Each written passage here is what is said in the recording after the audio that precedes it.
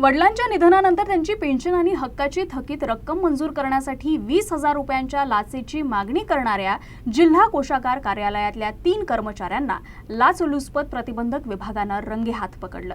या कारवाईत एका अधिकाऱ्यासह 2 लिपिकांचा समावेश असल्यानं शासकीय वर्तुळात मोठी खळबळ उडाली आहे। तक्रारदाराचे वडील पोलीस दलातून 2022 मध्ये सेवानिवृत्त झाले होते। मे 2025 मध्ये त्यांचं निधन झालं।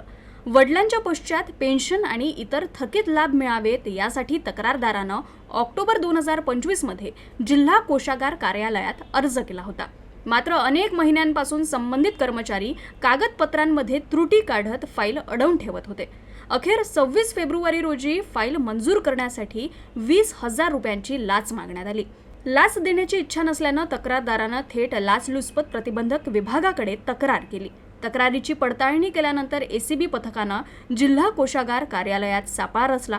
ठरल्याप्रमाणे 15,000 रुपयांची लाच स्वीकारताना अप्पर कोषागार अधिकारी प्रवीण मोंढे, लिपिक विनोद घट्टे आणि लिपिक जीवन काळे या तिन्ही आरोपींना रंगेहात पकडण्यात आलं।